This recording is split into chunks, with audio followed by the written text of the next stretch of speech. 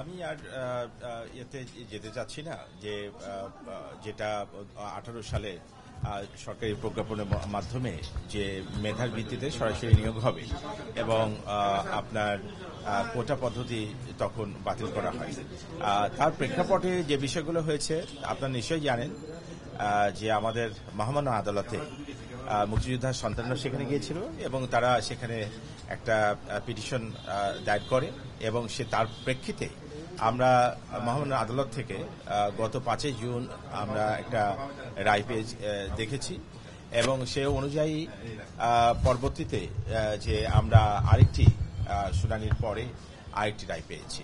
আমার কথা হচ্ছে যে আমরা ইতিমধ্যে বলেছি যে বিষয়টি কিন্তু আপনারা নিশ্চয়ই জানেন রাষ্ট্রের 3টি অঙ্গ আছে, তা হচ্ছে আমাদের আইন বিভাগ, বিচার বিভাগ, নির্বাহী বিভাগ। তো যে বিষয়টি হচ্ছে যে আমাদের কিন্তু এটি আমাদের জনপ্রশাসন মন্ত্রণালয় নির্বাহী বিভাগের অংশ এবং সেক্ষেত্রে কিন্তু বিষয়টি রয়েছে আদালতে, অর্থাৎ আমাদের যে বিচার বিভাগে। তো বিচার বিভাগে যে কোনো বিষয়ে সেখানে যখন থাকে তখন কিন্তু সেই বিষয়টি বিচার বিভাগে নিষ্পত্তি করতে হয়।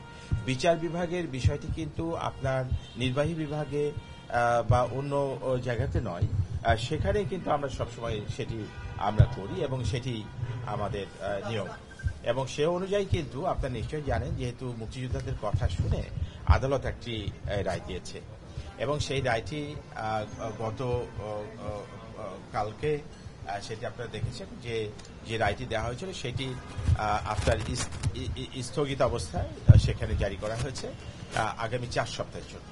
তো এখন কথা হচ্ছে যে যারা কোটা আন্দোলন করছেন, আমার কথা হচ্ছে যে কোটা আন্দোলন তারা করছেন, আমি একজন শিক্ষক, আমি একজন আমার অসংখ্য শিক্ষার্থী আছে, শিক্ষার্থীরা যে বিষয় নিয়ে তারা আসছে এই বিষয়ে সরকারের 18 সালের একটা সিদ্ধান্ত ছিল যেটি তাদের সপক্ষে ছিল এবং আমরা কিন্তু আদালতকে আমরা সম্মান করি, শ্রদ্ধা করি। আদালতের বিষয়টি আদালতে গিয়েই কিন্তু সমাধান করতে হয়। আমি একজন শিক্ষক হিসেবেও বলবো শিক্ষার্থীদেরকে যে বিষয়টি রাস্তায় না থেকে বিষয়টি আদালতে নিষ্পত্তি করা।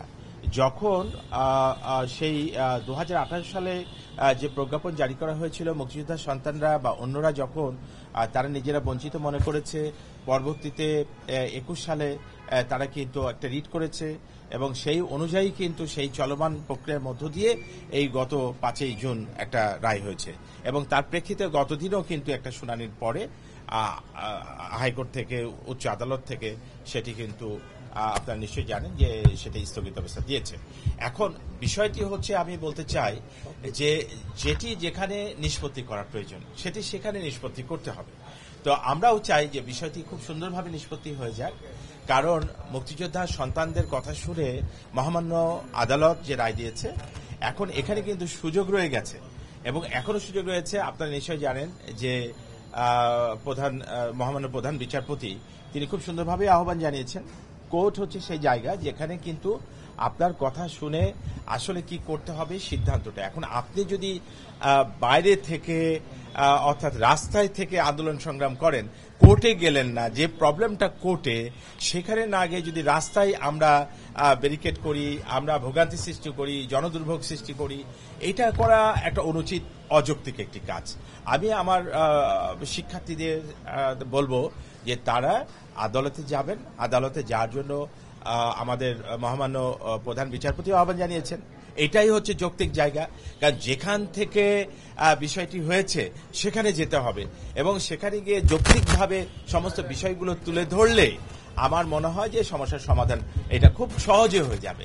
একটা সহজ জিনিস, পানির মতো সহজ জিনিসকে জটিল করছে কারা? এখানে আপনারা নিশ্চয়ই জানেন যখনই এ ধরনের কোনো ঘটনা ঘটে, যারা এই সরকার মানুষের জন্য যে কল্যাণ, যে উন্নয়ন করছে, এই আমাদের এই দেশকে এখন বিশ্বের উন্নয়নের রোল মডেলে পরিণত করা হয়েছে মাননীয় প্রধানমন্ত্রী জননেত্রী শেখ হাসিনার নেতৃত্বে।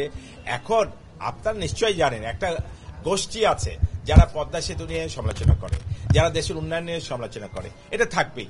তো সেক্ষেত্রে আমাদের শিক্ষার্থীরা কেন এত সহজ একটা জায়গা, সহজ একটি সমাধান রেখে কেন একটি জটিল জায়গা বেছে নিচ্ছে? আমার মনে হয় আমি আমার শিক্ষার্থীদেরকে বলবো যে আপনারা এই যে কাউরির দ্বারা পরিচিত না হয়ে যথাযথ জায়গাতে আপনারা যাবেন, আপনাদের বক্তব্যটা উপস্থাপন করবেন। আপনাদের বক্তব্যের সাথে একমত হয়েই তো মাননীয় প্রধানমন্ত্রী সেই 4 অক্টোবর 1918 সালে তিনি তো 2018 সালে তিনি কিন্তু এটি করেছিলেন, এই প্রজ্ঞাপনটা দিয়ে তিনি নির্দেশনা দিয়েছিলেন, সংসদে বক্তব্য রেখেছিলেন, সেটিতে সেই শিক্ষার্থীদের সাথে সহমত হয়েই তো তিনি করেছিলেন। তাহলে আমাদের স্পিডটা হচ্ছে এই স্পিড। এখন যেটা বিষয় হয়েছে, এই দুর্ভোগ যেটা তৈরি হচ্ছে, এই দুর্ভোগটা থেকে জনগণকে রক্ষা করে যদি আদালতে আসার জন্য সুযোগও করে দিয়েছেন, কারণ 4 সপ্তাহ সময় আছে, এর মধ্যে আদালতে এসে যথাযথভাবে উপস্থাপন করার মধ্য দিয়ে তাদের যুক্তিগুলো আমার মনে হয় সুন্দরভাবে সেটি সমাধান হওয়া সম্ভব।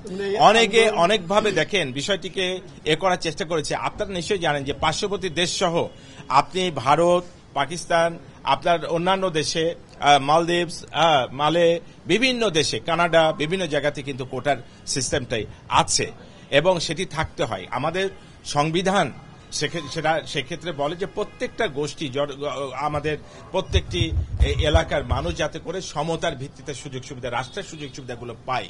অনেকগুলো বিষয় কিন্তু রয়ে গেছে, তো সেই সংবিধানের আলোকেই কিন্তু সমতা। আপনাকে নিশ্চয় আমি একটা জিনিস বলবো, দেখেন আমাদের এই যে কোটা সিস্টেম উঠে যাবার কারণে আমাদের যে নারীদের যে আমাদের সরকারি চাকরিতে অংশগ্রহণ, সে অংশগ্রহণ কিন্তু অনেক কমে গেছে। যেরকম আমাদের 43 BCS এ মাত্র 17% নারীরা সেখানে সুযোগ পেয়েছে, এবং আপনি জানেন যে এই 40 BCS এ প্রায় আপনার পুলিশে সেখানে দেখা যাচ্ছে 40 BCS থেকে 40, 41, 43 এই বিসিএস গুলোতেই কিন্তু আপনার সবগুলোতে কমেছে, এবং যেখানে আপনার 38 BCS এ নারীরা ছিলেন প্রায় 26% উপরে, সেখানে এই বিসিএস গুলোতে প্রত্যেকটাতেই আপনার কমে গড়ে প্রায় 19% এসছে। তো সেক্ষেত্রে আমাদের যে বিষয়টি যে দেখেন, তাদের জন্য একটা কোটা ছিল, নারীদের জন্য একটা কোটা ছিল, কারণ তাদেরকে সুযোগটা করে দিতে হবে, আমাদের বোনদের সুযোগ করে দিতে হবে, সমতার ভিত্তিতে দেশটাকে এগিয়ে দিতে হবে। এই দেশের অর্ধেক জনগোষ্ঠী নারী, সেটি চিন্তা করতে হবে। একইভাবে জেলার ব্যাপারটি হচ্ছে, আপনারা নিশ্চয়ই জানেন যে জেলার এই যে 40 BCS এ 59টি জেলা থেকে পুলিশে একটি নারীও আপনার চাকরি সুযোগ পায়নি আপনার 40 BCS এ। তাহলে আবার আপনার দেখা যাচ্ছে যে মাত্র 17টি জেলাতেও আপনার নারী পুরুষ কেউই চান্স পায়নি। তাহলে এই যে জেলাগুলো বঞ্চিত হয়ে গেল, তাহলে এইরকম একটা যদি সৃষ্টি হয়, তাহলে একটা অসমতা তৈরি হয়। অনেকগুলি যুক্তির ব্যাপার আছে। আমার মনে হয় শিক্ষার্থীরা সমস্ত বিষয়গুলো ভালোভাবে বুঝে শুনে তারা ভালো আপনার উকিল, তাদের পক্ষে অ্যাডভোকেট তারা নিয়ে তারা যদি কোর্টে যান, এই সমস্যা খুব সুন্দরভাবে সমাধান হবে। আপনি মনে করছেন কিছু কোটার থাকা উচিত? এটি আমি মনে হয় কোটার সংস্কার থাকা দরকার। কোটাটা সংস্কার, যেটা অলরেডি আপনাদেরকে বললাম, আপনারা ভালো করে বুঝবেন। আমাদের বোনরা, আমাদের সন্তানরা, আমাদের মেয়েরা, তারা যেভাবে পিছিয়ে যাচ্ছে, তাহলে তাদের বিষয়টি তো সংবিধান তাদের বিষয়টিকে খুব সুন্দরভাবে দেখছে যে সবার যাতে নারী পুরুষের এই যে কর্মের সমতা যাতে থাকে, এটার মধ্য দিয়ে তো আমরা আমাদের সমাজটাকে, ব্যবস্থাটাকে সুন্দর করতে পারবো। যে রাষ্ট্রের একটি দায়িত্ব রয়েছে, তো সেক্ষেত্রে আমি আপনাদেরকে একটা পরিসংখ্যান জানিয়েছি, সেটাও মহামান্য আদালত দেখবে, কারণ এই কথাগুলো থাকবে। আর সেখানে যারা কোটা বিরোধী আন্দোলন করছেন, সে কথাগুলো, তাদের কথাগুলো থাকবে, সব সমন্বয় করে সেখান থেকে সমাধানটা হবে। আমি একটা স্ট্যাটিস্টিক্স আপনাদেরকে দিয়েছি। স্ট্যাটিস্টিক্স হচ্ছে যে এই যে পরিস্থিতিটা, 17টা জেলা থেকে আপনার পুলিশে কেউই আপনার চান্স পায়নি, ছেলে মেয়ে কেউই পায়নি। আবার 59টি জেলাতে মেয়েদের কেউ একজনও আপনার সেখানে পায়নি, চান্স পায়নি। এখন যেটি বিষয় হচ্ছে আপনার কোটার বিষয়ে আমার মনে হয় যে আলোচনার ভিত্তিতে যৌক্তিক, হ্যাঁ, কোটা কতটুকু থাকবে সেটি আলোচনা হতে পারে। সেটি কোর্টে যখন আপনার আমাদের কোটা বিরোধী আন্দোলনের যাবে, তারা যখন যুক্তিগুলো শুনবে, তাদের বোনদের কি হবে, জেলা কোটার ক্ষেত্রে কি হবে, আচ্ছা মুক্তিযোদ্ধার সন্তান বা পোষ্যদের জন্য কি হবে, সেখানে বিস্তারিত যখন আলোচনা হবে, সেখানে সমাধান সম্ভব। আজকে যে বিষয়টি হয়েছে, এই যে রাস্তাগুলো অবরোধ করার কারণে ট্রেন অবরোধ হয়েছে, এখন আমাদের যে সাপ্লাই চেন খাবারের, সেটা যে আপনার ব্যাঘাত হচ্ছে, তাতে কি হচ্ছে, এই কোটা বিরোধী যারা আন্দোলন করছে তাদের এতেই পরিবারকে কিন্তু বেশি দামে জিনিস কিনতে হচ্ছে। তার বাবা কিন্তু অফিসে যেতে পাচ্ছেন না, অনেক কষ্ট হচ্ছে। তার ছোট ভাইটা এখন স্কুলে যেতে পারছে না, আতঙ্কের মধ্যে আছে। তো এটা তো আমরা একটা প্রবলেম ক্রিয়েট করছি। প্রবলেমটা তো রাজপথে সলিউশন হওয়ার কথা না, এটা তো নির্বাহী বিভাগ সমাধান করবে না, এটা করবে আদালত, বিচার বিভাগ। তো বিচার বিভাগে গিয়ে যদি একটা পক্ষের কথা বিচার বিভাগ তারা বিবেচনায় নিয়েছে, কারণ অন্য পক্ষ ছিল না সেখানে।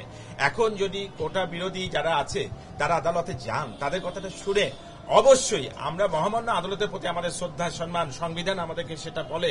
তো সেক্ষেত্রে আমরা তাদেরকে শ্রদ্ধা করি, সম্মান করি, এবং মহামান্য আদালতের প্রতি আমাদের সব ধরনের মর্যাদা সম্মান আছে।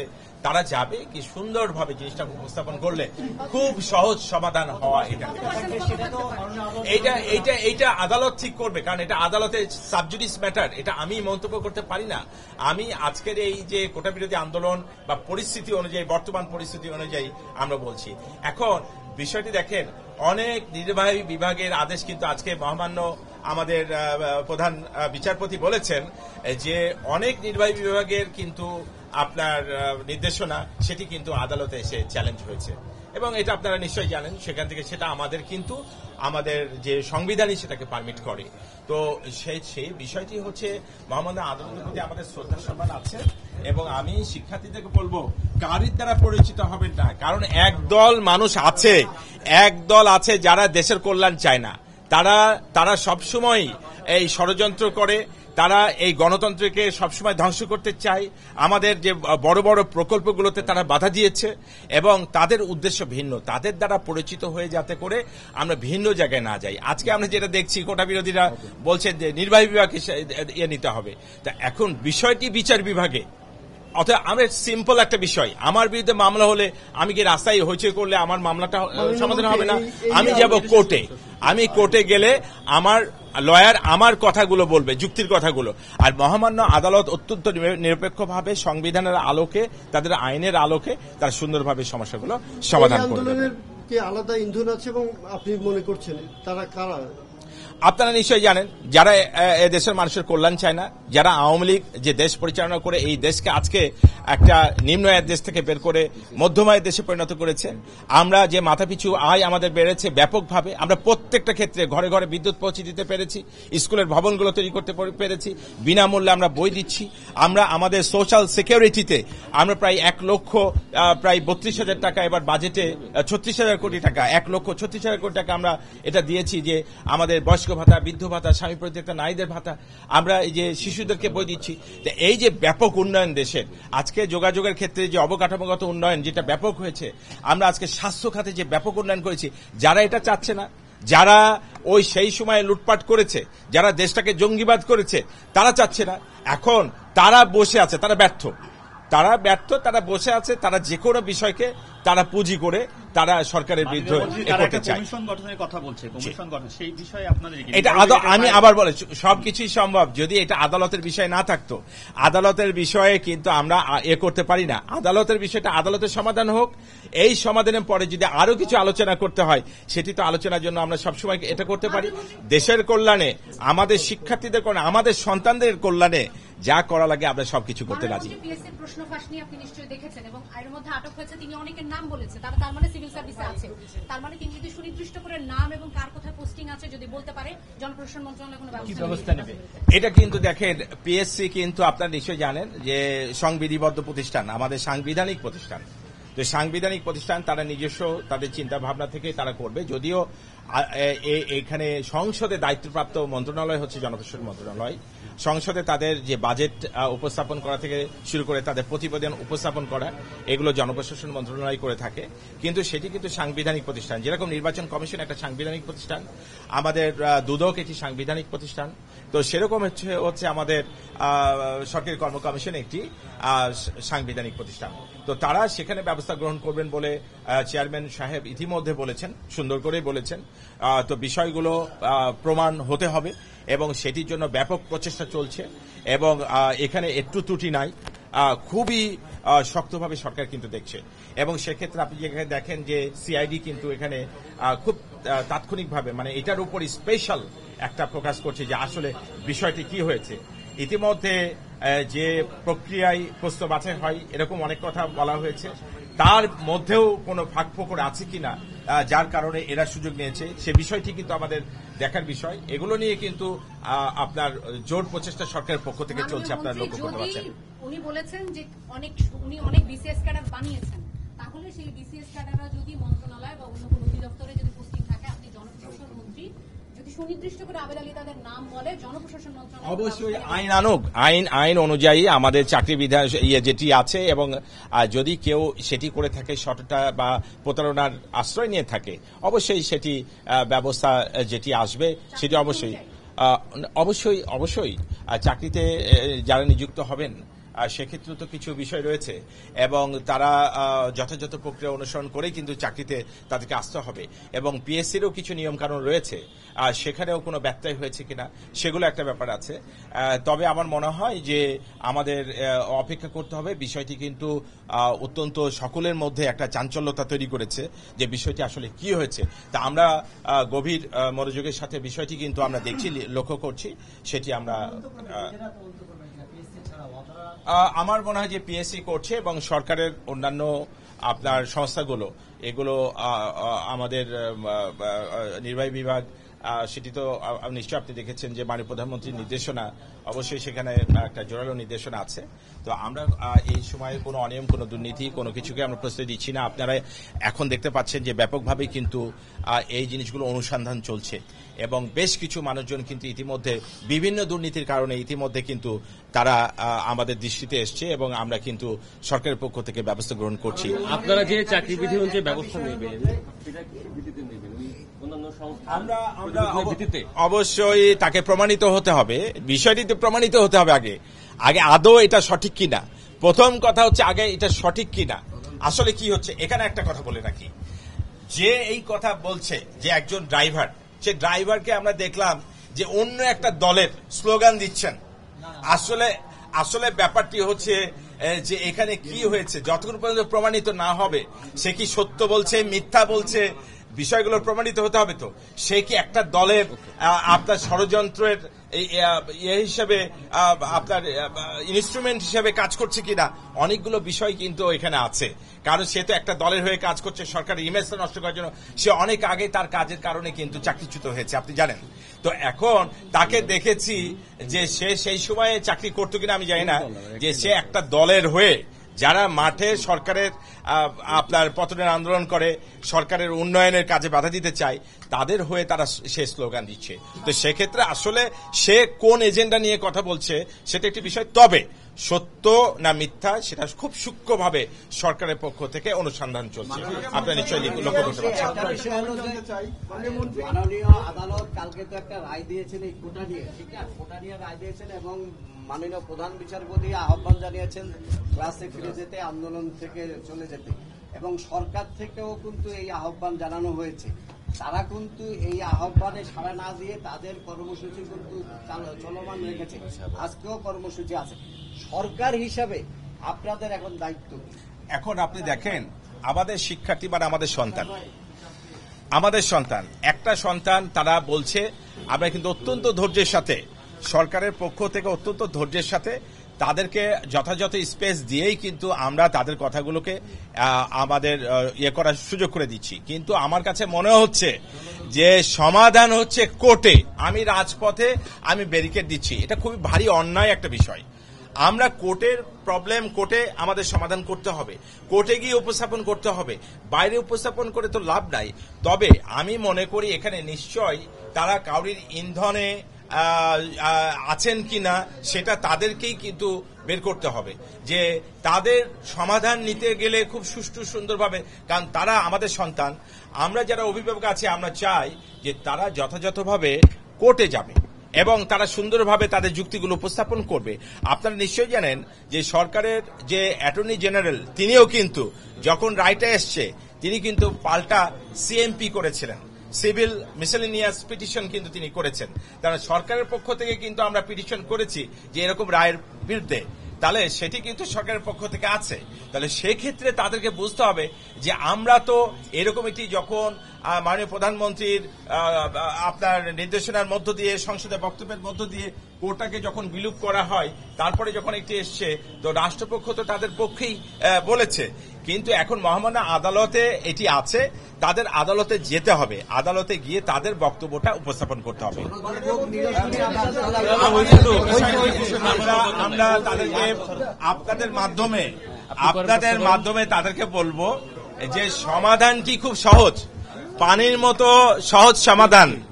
এটাকে জটিল করার কোনো কারণ নাই। জটিল করা হচ্ছে কিছু কুচক্রী, কোন পরামর্শদাতা বা কেউ কোন ইন্ধনের কারণে এরকমটি পরিস্থিতি তৈরি করার চেষ্টা করছে। তা আমি মনে করি আমার অত্যন্ত মেধাবী শিক্ষার্থীরা যারা মাঠে আছেন তাদের প্রতি আমার শ্রদ্ধা আছে, তাদেরকে আমি আহ্বান জানাবো, কারণ আমি একজন শিক্ষক হিসেবে আহ্বান জানাবো যে আপনারা কোর্টে যাবেন এবং কোর্টে গিয়ে আপনাদের যুক্তিগুলো তুলে ধরবেন। রাষ্ট্রপক্ষ থেকে সব ধরনের সহযোগিতা আপনারা কোর্টে উপস্থাপন করার জন্য সেটি থাকবে। একজন কর্মকর্তাকে ওএসডি করা হয়েছে, সংযুক্ত করা হয়েছে আইআরডিতে, কিন্তু সেই কর্মকর্তার বিরুদ্ধে অভিযোগের প্রেক্ষিতে করা হয়েছে, কিন্তু তিনি আইআরডিতে জয়েন করছেন না। সার্ভিস রুলস কি বলে, ওনার বিরুদ্ধে কি ব্যবস্থা নেওয়া যেতে পারে? দ্বিতীয়ত, আমরা দেখছি যে একই রকম অভিযোগ আরো অনেক কর্মকর্তার বিরুদ্ধে তদন্ত করছে, কিন্তু একজন কর্মকর্তাকেই শুধু সংযুক্ত করা হয়েছে বা দায়িত্ব থেকে সরিয়ে দেওয়া হয়েছে, অন্য কর্মকর্তাদের সরিয়ে দেওয়া হয়নি। তৃতীয়ত, যে এক্সপার্টরা বলছেন যে এনপিআর এর নিজেরও একটা এই যে দুর্নীতির যে ব্যাপক অভিযোগ উঠছে অনেক কর্মকর্তার বিরুদ্ধে, এখানে এনপিআর এরও একটা শুদ্ধাচার কৌশল বাস্তবায়নের দিকে যাওয়া উচিত। আপনারা সেটাকে পুশ করছেন না কেন? আমাদের সকল সরকারি কর্মকর্তারা শুদ্ধাচার যে আমাদের যে নীতিমালা তার আলোকেই কিন্তু হয়ে থাকে, এবং এপিএ যে বাস্তবায়ন সেটিও কিন্তু আপনার হয়ে থাকে, অর্থাৎ অ্যানুয়াল পারফরমেন্স এগ্রিমেন্ট সেটাও কিন্তু প্রতি বছরে কি কাজ করবে সেটাও কিন্তু আমরা করে থাকি। সেটা সরকারি সমস্ত সংস্থা, দপ্তর, আমাদের মন্ত্রণালয় সব জায়গাতেই কিন্তু এটা হয়ে থাকে। তো শুদ্ধাচার কিন্তু সেখানেও প্র্যাকটিস হয়।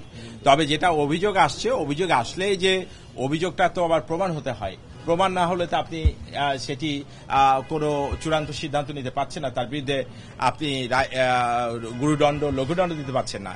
কিন্তু ট্রান্সফার আমরা যখন কাউরির যখন বিরুদ্ধে অভিযোগ আসে তখন সাধারণত তাকে সেই জায়গা থেকে আমরা সরিয়ে দিই, এটা আমাদের একটা প্র্যাকটিস আছে। তো আমরা তাদেরকে অবশ্যই সরিয়েছি। আমি আপনাদের এটি পেলাম যে অভিযোগটি পেলাম, তারা এখনো গিয়ে যোগদান দেন নাই। তো বিষয়টি আমি দেখব যে কেন যোগ দেন নাই এবং কি বিষয়, এর পিছনের কারণ কি, কোনো যৌক্তিক কারণ আছে কিনা। অনেক সময় যৌক্তিক কারণ থাকতে পারে, তো সেটিও আমাদের দেখতে হবে। তো সেটি আমি দেখে ব্যবস্থা করব। সবার ক্ষেত্রে একই ব্যবস্থা, কারণ সরকারি যারা কর্মচারী কর্মকর্তা না, অবশ্যই সেটি নেওয়া হবে। আপনি যেটা বললেন শুদ্ধাচার যে প্র্যাকটিসটা, সেটা কিন্তু সব সরকারি কর্মকর্তা সংস্থা, দপ্তর সব জায়গাতে কিন্তু করা। ঠিক আছে।